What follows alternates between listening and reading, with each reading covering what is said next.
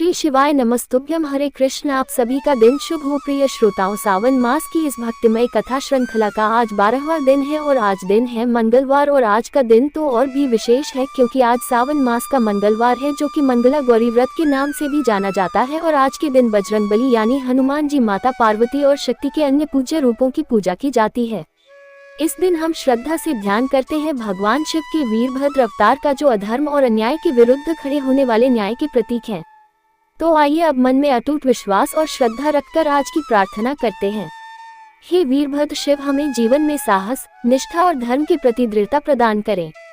हे माँ पार्वती, हमें सहनशीलता, शक्ति और करुणा का वरदान दें। हे पवनसुत हनुमान, हमारे जीवन से भय, आलस्य और नकारात्मकता को दूर कर भक्ति और सेवा की शक्ति जगाएं। यदि हमारी साधना, कथा या पूजन में कोई त्रुटि रह गई हो तो कृपया हमें क्षमा करें और अपने चरणों की शरण में स्थिर रखें। आज का यह मंगलवार शिव और शक्ति के अद्वितीय संतुलन को समर्पित है। एक ओर वीरता और दूसरी ओर ममता, और दोनों से भक्ति का ही पूर्ण रूप प्रकट होता है। तो आइए आज की कथाओं का रसपान करने से पहले जान लेते हैं आज के पंचांग के बारे में। आज दिनांक है 22 जुलाई और दिन है मंगलवार। और आज सावन मास की कृष्ण पक्ष की द्वादशी तिथि सुबह 7:05 तक रहेगी। इसके बाद में त्रयोदशी तिथि प्रारंभ हो जाएगी और त्रयोदशी तिथि में प्रदोष व्रत रखा जाता है, जो भोलेनाथ को ही समर्पित होता है। हमारे चैनल पर आज मंगला गौरी व्रत और प्रदोष व्रत की कथाएं भी सुनाई जा रही हैं।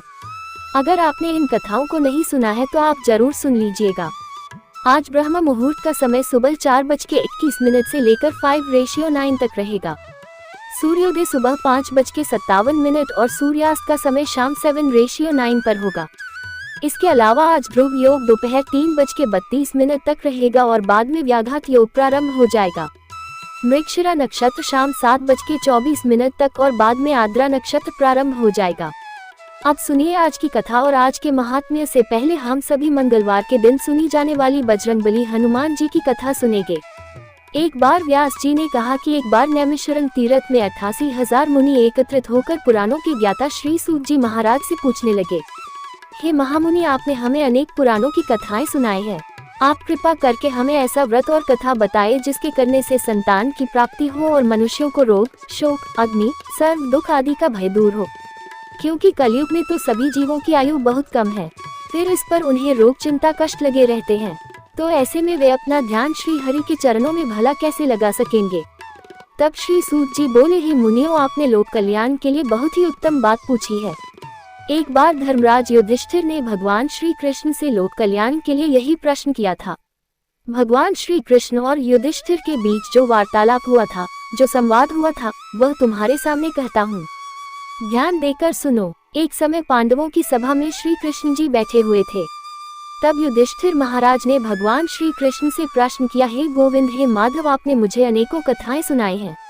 आज आप कृपा करके ऐसा व्रत या कथा सुनाएं जिसके करने से मनुष्य को रोग, चिंता का भय दूर हो और उसे पुत्र की प्राप्ति हो। हे प्रभु, बिना पुत्र के जीवन व्यर्थ है। पुत्र के बिना मनुष्य नरकगामी होता है। पुत्र के बिना मनुष्य पितृ ऋण से छुटकारा नहीं पा सकता और न ही उसका पुण्य नामक नरक से उद्धार हो सकता है। इसलिए पुत्रदायक व्रत बतलाए। तब भगवान श्री कृष्ण इस प्रकार बोले, हे राजन, मैं एक प्राचीन इतिहास सुनाता हूँ, आप उसे ध्यानपूर्वक सुनो। कुंडलपुर नामक एक नगर था।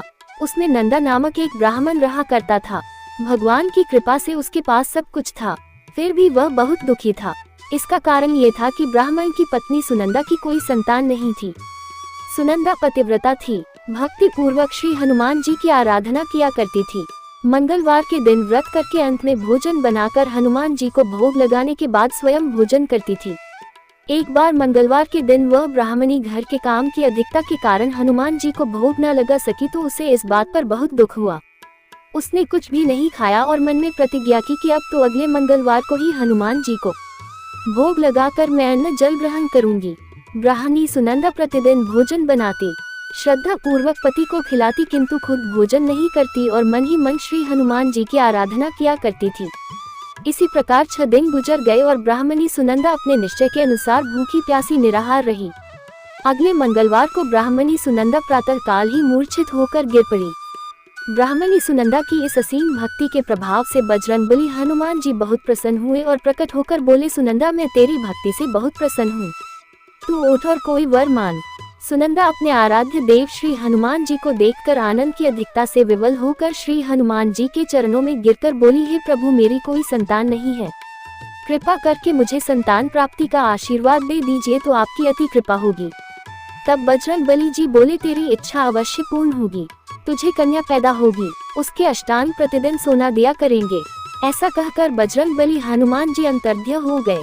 अब तो सुनंदा बहुत प्रसन्न हुई और सभी समाचार अपने पति से कह सुनाया। ब्राह्मण देव कन्या का वरदान सुनकर कुछ दुखी हुए, किंतु सोना मिलने की बात सुनी तो बहुत प्रसन्न हो गए। सोचा कि ऐसी कन्या के साथ तो मेरी निर्धनता भी दूर हो जाएगी। अब बजरंगबली जी की कृपा से वह ब्राह्मणी जल्दी ही गर्भवती हुई और 10वें महीने में उसे बहुत ही सुंदर पुत्री प्राप्त हुई। वह पुत्री अपने पिता के घर में ठीक उसी तरह से बढ़ने लगी जिस प्रकार शुक्ल पक्ष का चंद्रमा बढ़ता है। 10वें दिन ब्राह्मण ने उस बालिका का नामकरण संस्कार कराया। उसके कुल पुरोहित ने उस बालिका का नाम रत्नावली रखा, क्योंकि यह कन्या सोना प्रदान किया करती थी। इस कन्या ने पूर्व जन्म में बड़े ही विधान से मंगलदेव का व्रत किया था। रत्नावली का अष्टांग बहुत सा सोना देता था। उस सोने से नंदा ब्राह्मण बहुत जल्दी धनवान हो गया। अब उनके पास बहुत सारा धन था, जिस कारण वह ब्राह्मणी भी अभिमान करने लगी। समय बीतता रहा। अब रत्नावली 10 वर्ष की हो चुकी थी। एक दिन जब नंदा ब्राह्मण बहुत प्रसन्न था, तब सुनंदा ने अपने पति से कहा कि मेरी पुत्री रत्नावली विवाह के योग्य हो गई है, अतः आप कोई सुंदर और योग्य वर देखकर इसका विवाह करा दीजिए। ये सुनकर ब्राह्मण बोला, अभी तो रत्नावली बहुत छोटी है। तब ब्राह्मणी बोली, शास्त्रों की आज्ञा है कि कन्या 8 वर्ष में गौरी, 9 वर्ष में रहनी, 10वें वर्ष में कन्या, इसके बाद रजस्वला हो जाती है। गौरी के दान से पाताल लोक की प्राप्ति होती है, राहिनी के दान से बैकुंठ लोक की प्राप्ति होती है, कन्या के दान से इंद्रलोक में सुखों की प्राप्ति होती है। अगर हे पतिदेव रजस्वला का दान किया जाता है तो घोर नरक की प्राप्ति होती है। इस पर वह ब्राह्मण बोला कि अभी तो रत्नावली मात्र 10 ही वर्ष की है और मैंने तो 16-16 साल की कन्याओं के विवाह कराए हैं, अभी जल्दी क्या है। तब ब्राह्मणी सुनंदा कहने लगी, लगता है आपको बहुत अधिक लोभ हो गया है। शास्त्रों में कहा गया है कि माता पिता और बड़ा भाई रजस्वला कन्या को देखते हैं तो वह अवश्य ही नरकगामी होते हैं। तब ब्राह्मण बोला, अच्छी बात है, कल मैं अवश्य ही योग्य वर की तलाश में अपना दूत भेजूंगा। दूसरे दिन ब्राह्मण ने अपने दूत को बुलाया और आज्ञा दी कि जैसी सुंदर मेरी कन्या है वैसा ही सुंदर वर उसके लिए तलाश करो। अब वह दूत अपने स्वामी की आज्ञा पाकर निकल पड़ा। पंपई नगर में उसने एक सुंदर लड़के को देखा। यह बालक एक ब्राह्मण परिवार का बहुत गुणवान पुत्र था। इसका नाम था सोमेश्वर। दूत ने इस सुंदर और गुणवान ब्राह्मण पुत्र के बारे में अपने स्वामी को पूरा परिचय दिया। ब्राह्मण नंदा को भी सोमेश्वर अच्छा लगा और फिर शुभ मुहूर्त में विधि पूर्वक कन्यादान करके ब्राह्मण ब्राह्मणी संतुष्ट हुए। परंतु ब्राह्मण के मन में तो लोभ समाया हुआ था। उसने कन्यादान तो कर दिया था, लेकिन वह बहुत ज्यादा बेचैन था। उसने सोचा कि रत्नावली तो अब चली जाएगी और मुझे इससे जो सोना मिलता था वह अब नहीं मिलेगा। मेरे पास जो धन था कुछ तो इसके विवाह में खर्च हो गया और जो बचा हुआ है वह भी कुछ दिनों के बाद समाप्त हो जाएगा। मैंने तो इसका विवाह करके बहुत बड़ी भूल कर दी है। अब कोई ऐसा उपाय हो कि रत्नावली मेरे घर में ही बनी रहे, अपने ससुराल न जाए। लोभ रूपी राक्षस ब्राह्मण के मस्तिष्क पर छाता जा रहा था। रात भर वह अपने बिस्तर पर बेचैनी से करवटें बदलते बदलते बेचैन रहा और उसने एक बहुत ही क्रूर निर्णय लिया। उसने विचार किया कि जब रत्नावली को लेकर उसका पति सोमेश्वर अपने घर जाएगा तो वह रास्ते में छुपकर सोमेश्वर का वध कर डालेगा और अपनी लड़की को अपने घर ले आएगा, जिससे नियमित रूप से उसे सोना भी मिलता रहेगा और समाज का कोई भी मनुष्य उसे दोष भी नहीं दे सकेगा। प्रातः हुई तो नंदा और सुनंदा ने अपने जमाई तथा लड़की को बहुत सारा धन देकर विदा किया। सोमेश्वर अपनी पत्नी रत्नावली को लेकर ससुराल से अपने घर की तरफ चल दिया। ब्राह्मण नंदा महालोक के वशीभूत होकर अपनी मति भ्रष्ट कर चुका था। पाप पुण्य का उसे कोई विचार ही नहीं रहा। अपने भयानक और क्रूर निर्णय को अंजाम देने के लिए उसने अपने दूत को मार्ग में अपने जमाई का वध करने के लिए भेज दिया था, ताकि रत्नावली से मिलने वाला सोना उसे हमेशा प्राप्त होता रहे और वह कभी निर्धन ना हो सके। ब्राह्मण के दूत ने अपने स्वामी की आज्ञा का पालन करते हुए उसके जमाई सोमेश्वर का मार्ग में ही वध कर दिया। समाचार मिलने पर ब्राह्मण नंदा मार्ग में पहुंचा और रोती हुई अपनी पुत्री रत्नावली से बोला, हे पुत्री, मार्ग में लुटेरों ने तेरे पति का वध कर दिया है। भगवान की इच्छा के आगे किसी का कोई वश नहीं चलता। अब तू घर चल, वहां पर ही रहकर शेष जीवन बिताना। जो भाग्य में लिखा है वही होगा। अपने पति की अकाल मृत्यु से रत्नावली बहुत दुखी हुई। करुण रुकदन और रोते हुए वह अपने पिता से कहने लगी कि हे पिताजी, इस संसार में जिस स्त्री का पति नहीं है उसका तो जीना व्यर्थ है। मैं अपने पति के साथ ही अपने शरीर को जला दूंगी और सती होकर अपने इस जन्म को माता पिता के नाम को और सास ससुर के यश को सार्थक करूंगी। ब्राह्मण नंदा अपनी पुत्री रत्नावली के वचनों को सुनकर बहुत दुखी हुआ। सोचने लगा, मैंने तो व्यर्थ जमाई वध का पाप अपने सिर ले लिया। रत्नावली तो उसके पीछे अपने प्राण तक देने को तैयार है। मेरा तो दोनों तरफ से मरण हो गया। धन तो अब मिलेगा नहीं। जमाई वध के पाप के फल स्वरूप अब यम यातना भी भुगतनी पड़ेगी। ये सोचकर वह बहुत खिन्न हो गया। सोमेश्वर की चिता बनाई गई। रत्नावली सती होने की इच्छा से अपने पति का सिर अपनी गोद में रखकर चिता में बैठ गई। जैसे ही सोमेश्वर की चिता को अग्नि लगाई गई वैसे ही प्रसन्न होकर मंगलदेव वहां प्रकट हुए और बोले, हे रत्नावली, मैं तेरी पति भक्ति से बहुत प्रसन्न हूँ, तू वर मान। रत्नावली ने अपने पति का जीवन दान मांग लिया। तब मंगलदेव बोले, रत्नावली, तेरा पति अजर अमर है, यह महाविद्वान भी होगा और इसके अलावा तेरी जो इच्छा हो वह वर मान। तब रत्नावली बोली, हे ग्रहों के स्वामी, यदि आप मुझ पर प्रसन्न हैं तो मुझे यह वरदान दीजिए कि जो भी मनुष्य मंगलवार के दिन प्रातःकाल लाल पुष्प लाल चंदन से पूजा करके आपका स्मरण करे उसे कोई रोग व्याधि ना हो, स्वजनों का कभी वियोग ना हो, सर्प, अग्नि और शत्रुओं का कोई भय ना रहे और जो स्त्री मंगलवार का ये व्रत करे वह कभी विधवा ना हो। तब मंगलदेव तथास्तु कहकर वहीं अंतर्ध्य हो गए। सोमेश्वर मंगलदेव की कृपा से जीवित हो उठा। अब रत्नावली अपने पति को पुनः प्राप्त कर बहुत प्रसन्न हुई और मंगलदेव का व्रत वो प्रत्येक मंगलवार को करके वृतराज और मंगलदेव की कृपा से इस लोक में सुख ऐश्वर्य को भोगते हुए अंत में अपने पिता के साथ स्वर्ग लोक को गई। सभी प्रेम से बोलिए बजरंगबली हनुमान की जय। अब सुनिए आज का महात्म्य। क्या आपने कभी दूती शक्तियों के बारे में सुना है? अगर नहीं सुना तो आज की इस कथा में आप जानेंगे दूती शक्तियों के दर्शन पूजन के महात्म्य के बारे में। महादेव जी देवी पार्वती से कहते हैं, हे देवी, सोमेश्वर से ईशान कोण में वारोहा देवी से पूर्व भाग में परम उत्तम सर्वेश्वर देव विराजमान है। उनके समीप भक्ति पूर्वक जाकर मनुष्य अनिमा आदि सिद्धियां प्राप्त कर लेता है। सर्वेश्वर की स्थापना सिद्धों ने की है। जो मनुष्य भक्ति पूर्वक उनका दर्शन करता है वह सभी पातकों से मुक्त होकर सिद्ध लोक में जाता है। काम, क्रोध, भय, लोभ, राग, मत्स्य, ईर्ष्या, दंभ, आलस्य, निद्रा, मोह, अहंकार ये सिद्धि में विघ्न डालने वाले दोष हैं। सिद्धेश्वर के पूजन से इन सभी दोषों का नाश हो जाता है। ऐसा जानकर प्रयत्न पूर्वक वहां की यात्रा करें। सिद्धेश्वर के पूर्व भाग में थोड़ी ही दूरी पर कपिलेश्वर लिंग प्रतिष्ठित है, जिसके दर्शन से सभी पापों का नाश हो जाता है। प्राचीन काल में कपिल नाम से प्रसिद्ध एक राजर्षि हुए हैं। उन्होंने वहां बड़ी भारी तपस्या करके उत्तम सिद्धि प्राप्त की और शिवलिंग की स्थापना करके मेरी समीपता पाई है। उस लिंग में मैं सब लोगों के हित के लिए सदा निवास करता हूँ। जो शुक्ल पक्ष की चतुर्दशी तिथि में 7 बार सोमेश कपिलेश्वर का दर्शन करता है वह गोदान का फल पाता है। जो वहां तिले धेनु दान करता है वह एक एक तिल की संख्या के बराबर युगों तक स्वर्गलोक में निवास करता है।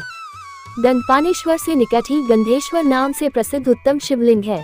गंधर्वराज धनवाहन ने वहां कठिन तपस्या करके उस शिवलिंग को स्थापित किया है और उसकी पुत्री गंधर्व सेना ने भी वहां पर शिवलिंग की स्थापना की है। जो मनुष्य पवित्र होकर यत्न पूर्वक गंधर्वेश्वर का पूजन और दर्शन करता है वह गंधर्व लोक में जाता है। जो उत्तरायण आने पर अग्नि तीर्थ में स्नान करके गंधर्व पूजित उस शिवलिंग का पूजन करता है वह मोक्ष को प्राप्त होता है। इस महात्म्य का श्रवण और अभिनंदन करके भी मनुष्य महान भय से मुक्त हो जाता है। गंधर्वेश्वर के पूर्व भाग में गौरी जी के समीप विमलेश्वर नामक लिंग प्रतिष्ठित है। जिसका शरीर क्षय रोग से भरा हुआ हो वह भक्ति पूर्वक विमलेश्वर का दर्शन करके सभी दुखों का अंत कर देता और निर्मल पद को प्राप्त हो जाता है। वही रोगग्रस्त गंधर्व सेना रोग से मुक्त होकर विमल स्वरूप को प्राप्त हुई थी, इसलिए पृथ्वी पर वह लिंग विमलेश्वर नाम से प्रसिद्ध हुआ है। ब्रह्मा जी के स्थान से नैऋत्य कोण में 16 धनुष की दूरी पर धनदेश्वर लिंग है।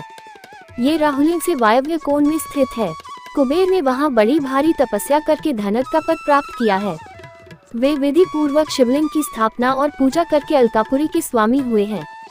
जो मनुष्य भक्ति पूर्वक धनदेश्वर का दर्शन करके पंचोपचार विधि से उनकी पूजा करता है उनके कुल में कभी दरिद्रता का नाम भी नहीं सुना जाता। मेरी 3 शक्तियां हैं, इच्छा शक्ति, क्रिया शक्ति और ज्ञान शक्ति। पहले जो 14 और 5 शिवलिंग बताए गए हैं उनमें यथाशक्ति 4, 3 या 1 की पूजा करके फिर पूर्वोक्त 3 शक्तियों का पूजन करना चाहिए। सोमेश्वर से ईशान कोण में जो वरारोहा देवी कही गई है वे चंद्रमा की अमा नामक कला है। वे ही भगवती उमा की भी कला मानी गई है। उन्हीं को मेरी इच्छा शक्ति जाननी चाहिए। वरुहा देवी भूमंडल के सभी प्राणियों का हित करने के लिए प्रभास क्षेत्र में विराजमान है। सोमेश्वर से वायव्य कोण में 7 धनुष की दूरी पर क्रियाशक्ति रूपा दूसरी महादेवी स्थित है। वहीं योगिनी वंदित पीठ है। उसी स्थान पर पाताल को जाने वाला एक बहुत बड़ा विवर अर्थात गुफा है। पहले उन महादेवी का नाम भैरवी था। फिर इस वैवस्वत मनवंतर के 28वें चतुर्युग में राजा अजापाल के द्वारा आराधित होने के कारण वे अजापालेश्वरी नाम से विख्यात हुई हैं। जो मनुष्य लौकिक सुख भोग की इच्छा रखता है उसे गंध, धूप, अलंकार, वस्त्र तथा अन्य उपचारों द्वारा उन महादेवी का पूजन करना चाहिए। प्रभास क्षेत्र के मध्य भाग में दरिद्रता का विनाश करने वाली तीसरी अजा देवी है, जिन्हें ज्ञान शक्ति माना गया है। उनका स्थान राहेश्वर से दक्षिण भाग में है। अघासुर के साथ जब मेरा भयंकर युद्ध चल रहा था उस समय मेरे क्रोध से अजा नाम की देवी प्रकट हुई। उनके साथ करोड़ों देवियां और भी थी। वे सब सिंह पर सवार थी। उनका रूप बड़ा ही सुंदर था। उन्होंने ढाल और तलवार लेकर बड़े बड़े दैत्यों का संहार किया। उनके भय से बहुत से दैत्य समुद्र की ओर भागे। देवी सिंह वाहिनी और उनके गणों ने उनका पीछा किया। वे दैत्य इधर उधर भागते हुए महासागर के समीप प्रभास क्षेत्र में जा पहुँचे। वहाँ कुछ तो मार डाले गए और कुछ पाताल में समा गए। सब दैत्यों को मारा गया देखकर तथा इस क्षेत्र को परम पवित्र जानकर सिंह वाहिनी देवी यही सोमेश्वर के ईशान कोण में और गौरीश्वर से उत्तर दिशा में स्थित हो गई। जो स्त्री या पुरुष वहां उनका दर्शन करते हैं वे 7 जन्मों तक पुनर्तः सौभाग्यशाली होते हैं। जो मनुष्य वहां गीत वाद्य तथा नृत्य करता है उसके वंश में देवी की कृपा से कोई दुर्भाग्यवान नहीं होता। जो स्त्री वहां लाल रंग की बत्ती से युक्त दीपक को घी से जलाकर देवी को अर्पित करती है उस बत्ती में जितने सूत होते हैं उतने जन्मों तक वह सौभाग्य प्राप्त करती है। जो तृतीया को इस महात्म्य का पाठ करता है अथवा जो भक्ति पूर्वक इसे सुनता है वह संपूर्ण मनोरथों को प्राप्त कर लेता है। प्रभास क्षेत्र में 3 दूती शक्तियां हैं। पहली का नाम मंगला देवी है, दूसरी को विशालाक्षी देवी कहते हैं और तीसरी चत्वर देवी के नाम से प्रसिद्ध है। प्रभास क्षेत्र की यात्रा का पूरा फल चाहने वाले मनुष्य को क्रमशः इन तीनों शक्तियों का ही पूजन करना चाहिए। मंगला देवी ब्रह्मा जी की शक्ति कही गई है, विशालाक्षी श्री विष्णु की शक्ति मानी गई है और चत्वर प्रिया देवी मेरी शक्ति है। महादेव जी कहते हैं देवी पहले मंगला देवी की पूजा करनी चाहिए। वे अजा देवी के उत्तर भाग में निवास करती हैं। राहेश के दक्षिण भाग में थोड़ी ही दूर पर उनका स्थान है। सोमनाथ की प्रतिष्ठा के लिए जब सोम ने यज्ञ प्रारंभ किया उस समय उसे देखने के लिए वहां आए हुए ब्रह्मादि देवताओं का उसी देवी ने मंगल किया था, इसलिए उसका नाम मंगला हुआ। जो नारी तृतीया को मंगला देवी की पूजा करेगी उसके अमंगल और दुख पूरी तरह नष्ट हो जाएंगे। भगवान दैत्य सूदन से पूर्व भाग में वैष्णवी क्षेत्र दूती महादेवी विशालाक्षी है। योगेश्वरी से ईशान कोण में 100 धनुष की दूरी पर उसका स्थान है। जो लोग महान दुर्भाग्य की आग में जल रहे हैं उनका दाह शांत करने के लिए, उनका दुर्भाग्य दूर करने के लिए विशालाक्षी देवी औषधि के समान है। चाक्षुष मनवंतर में जब सभी दैत्य भगवान विष्णु की मार खाकर दक्षिण दिशा में भाग गए उस समय उनको मारना दुष्कर जानकर भगवान विष्णु ने अत्यंत प्रभावशालिनी भैरव शक्ति महामाया का स्मरण किया। उनके स्मरण करते ही अत्यंत प्रकाश में महामाया वहां आ गई। भगवान विष्णु के दर्शन से उसके नेत्र आनंद से खिल उठे। उसने बड़ी बड़ी आंखें करके भगवान को देखा, इससे उसका नाम विशालाक्षी हो गया। इस कल्प में उसे ललितोमा कहते हैं। जो माघ मास में तृतीया तिथि को विधि पूर्वक उसका पूजन करता है उसके वंश में कोई भी संतान ही नहीं रहता। जो मनुष्य भक्ति भाव से उसका दर्शन करता है वह दीर्घ काल तक निरोग, सुखी और सौभाग्यशाली होता है। ललिता से उत्तर दिशा में 10 धनुष की दूरी पर तीसरी शक्ति चत्वर प्रिया का निवास है। मेरी प्रेरणा से वह इस क्षेत्र की रक्षा में संलग्न रहती है। चबूतरों, चौराहों, पुराने घरों, बगीचों तथा महलों की अटारियों पर और मार्ग में वह रात को घूमती रहती है। जो स्त्री अथवा पुरुष महानवमी के दिन नाना प्रकार के उपहारों और फूलों से उस कल्याणमय देवी की विधि पूर्वक पूजा करता है उसके ऊपर प्रसन्न हो वह संपूर्ण लोक प्रदान कर देती है। यात्रा के उत्तम फल की इच्छा रखने वाले पुरुषों को वहां भोजन देना चाहिए। जय भोलेनाथ। सावन मास महात्म्य की कथा में आज इतना ही। इसके आगे का वृतांत आप अगले अध्याय में सुनेंगे। अब सुनिए भगवान शिव के दिव्य ज्योतिर्लिंगों की कथा। आज सुनिए भगवान शिव के महाकालेश्वर और केदारेश्वर ज्योतिर्लिंग की कथा। उज्जैन में स्थित महाकालेश्वर ज्योतिर्लिंग में वैसे तो पूरे साल ही भक्त दर्शन करने के लिए आते रहते हैं, लेकिन सावन के महीने में ये भीड़ दोगुना हो जाती है। ये ज्योतिर्लिंग मध्य प्रदेश के उज्जैन नगर में है। पुण्यश्लीला क्षिप्रा नदी के तट पर स्थित उज्जैन प्राचीन काल में उज्जैनी के नाम से विख्यात था। इसे अवंतिकापुरी भी कहते थे और यह भारत की पवित्र परम सप्त पुरियों में से एक मानी जाती है। पौराणिक कथाओं के अनुसार प्राचीन काल में उज्जैनी में राजा चंद्रसेन राज्य करते थे। वह परम शिव भक्त थे। एक दिन श्रीकर नामक एक 5 वर्ष का गोप बालक अपनी मां के साथ उधर से जा रहा था। राजा को शिव पूजन करते देखकर वह बालक बहुत ही हैरान और उसके मन में कौतूहल उत्पन्न हुआ। वह स्वयं उसी प्रकार की सामग्रियों से भगवान शिव का पूजन करने के लिए उत्साहित हो उठा, लेकिन सामग्री का साधन न जुटा पाने पर लौटते समय उसने रास्ते से पत्थर का एक टुकड़ा उठा लिया। घर आकर उसी पत्थर को शिव जी के रूप में स्थापित कर फूल चंदन आदि से बहुत श्रद्धा पूर्वक उसकी पूजा करने लगा। जब उसकी माता भोजन करने के लिए उसे बुलाने आई तो वह पूजा छोड़कर उठने के लिए किसी भी तरह तैयार नहीं हुआ। तब अंत में उसकी माता ने झल्लाकर पत्थर का वह टुकड़ा उठाकर दूर फेंक दिया। नादान बालक अपनी माता की इस बात से बहुत दुखी होकर जोर जोर से रोकर भगवान शिव को पुकारने लगा। रोते रोते अंत में मूर्छित होकर वही धरती पर गिर पड़ा।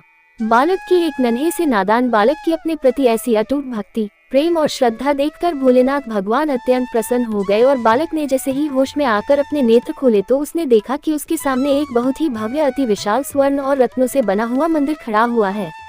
उस मंदिर के अंदर बहुत ही प्रकाशपूर्ण भास तेजस्वी ज्योतिर्लिंग खड़ा है। वह बालक प्रसन्नता और आनंद से विभोर होकर भगवान शिव की स्तुति करने लगा। माता को जब ये समाचार मिला तो दौड़कर उसने अपने प्यारे लाल को गले से लगा लिया। धीरे धीरे उस जगह पर बड़ी भारी भीड़ जुट गई। इतने में उस स्थान पर हनुमान जी प्रकट हुए। हनुमान जी कहने लगे कि मनुष्यों भगवान शंकर शीघ्र ही फल देने वाले देवताओं में सर्वप्रथम हो। इस बालक की भक्ति से प्रसन्न होकर उन्होंने इसे ऐसा फल प्रदान किया है जो बड़े बड़े ऋषि मुनि करोड़ों जन्मों की तपस्या से भी प्राप्त नहीं कर पाते। इस गोप बालक की 8वीं पीढ़ी में धर्मात्मा नंदगोप का जन्म होगा। द्वापर युग में भगवान विष्णु कृष्ण अवतार लेकर उनके यहाँ तरह तरह की लीलाएं करेंगे। हनुमान जी ऐसा कहकर अंतर्ध्य हो गए। मान्यता है कि तभी से उस ज्योतिर्लिंग को महाकालेश्वर ज्योतिर्लिंग के नाम से पूजा जाने लगा।